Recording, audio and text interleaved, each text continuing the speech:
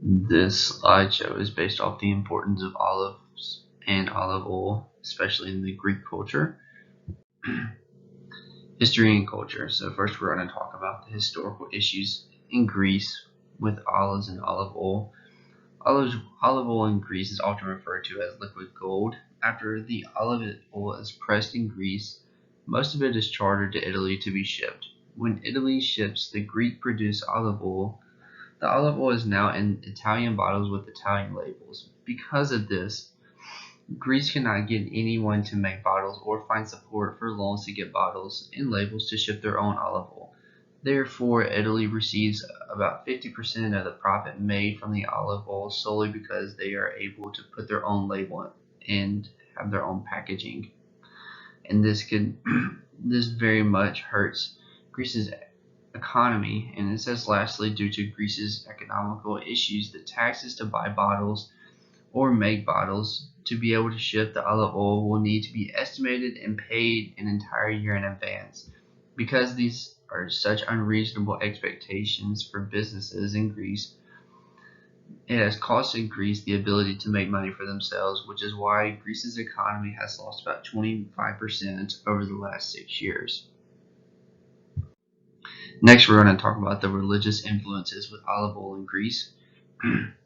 Olive oil was used a lot by the ancient Greeks for many religious purposes. Olive oil was used to burn lamps in the temples to worship and honor their gods, and olive oil was used to anoint kings.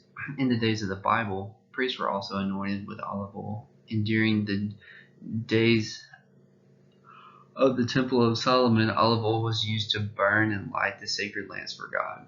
Olive oil has many different aspects for different religions, but for each religion individually, the uses for olive oil seem to be very similar, from either anointing priests, gods, or kings, or using it to light sacred lamps. Traditions of olive oil and olives. The traditional way to make olive oil in ancient times consisted of putting a net under the tree to catch all of the olives that either fell from the tree or were hand-picked off of the tree. Next, the olives were put into bags to be carried to the olive pressing processing plant, which was usually 2 millstones that were pressed together by either farm animals or men. After the olives were washed and pressed, they were made into a paste and then converted into an oil. Traditional olive harvest is now considered a celebrated time by locals and visitors. Many people will tour Greece during harvest time for olives to try and experience the whole process of being able to turn lovely olives into the divine oil we use today. Olive oil, and these are the nutrient compositions of each one. And this is for every tablespoon of olive oil. Olive oil contains 119 little C calories. It contains 14 grams of fat. It contains 0 carbs, 0 protein, 0 grams of fiber, but it is a very good source of vitamin E, vitamin A, vitamin K, iron, calcium, magnesium, and potassium. And this part right there, the 14 grams of fat, is what can be scary because of the amount of fat in olive oil. An excessive amount consumed can cause a higher risk for artery and heart diseases. And if we go back, which we can't, but that's okay. But those numbers on the last slide talked about each tablespoon of olive oil, which a lot of people use a lot more than a tablespoon at a time. So that's why excessive amounts of olive oil can definitely cause higher risk for artery and heart diseases. So I had a Greek Mediterranean wrap with grilled chicken, feta, lettuce, olives, olive oil, which in the olive oil had rosemary and oregano. And I could tell that these ingredients tasted fresh because I could feel the crispness in like the lettuce and the olives and obviously the chicken, and I could also feel the impact of each flavor and what they held. The seasonality of olives. Harvest season in Greece for olives usually starts in November. Availability of olives are like super common. You can find them in any grocery store that you would ever want to find them in. Sustainability, because my meal was made so fresh, there were not many preservatives in it.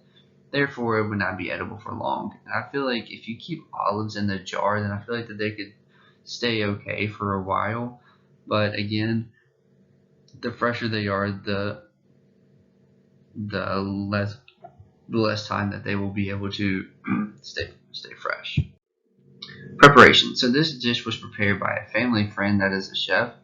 He grilled the chicken and seasoned it with garlic, salt, and pepper. He then added the lettuce, olives, olive oil with a mixture of the spices that I talked about earlier with feta cheese into the spinach wrap. And this meal was actually quite delicious and had a very Mediterranean feel, which is what I'll talk about in a second. And I very much enjoyed the dish. I could feel the lightness and freshness of the dish after eating it. Most of the food I eat is very condensed and heavy, so I felt much healthier eating the Mediterranean spinach wrap. And I had never eaten olives or olive oil before, so that was my first. But the tastes were pretty good, but I had to get used to the squishy texture of the olives, which threw me off for a while. And there's a little picture of the little wrap that was made for me. So the biggest comparison in the cultural aspects of this entire thing was that I learned in this project that the impact that one fruit has on the entire economy of a country. Here in the United States, where we have a lot of diversity in what our economy is made of, which there are definitely a few things that contain a big chunk of it, but never just like really one specific thing. Nonetheless, it is not something like a fruit. I feel like that we don't experience that kind of pressure because we are such a consumer country than an exporter country. Understanding that countries thrive and have to stay sustainable because of things that must be grown and exported completely opens my eyes to other cultures around the world. And so these are my references that I used. So thank you.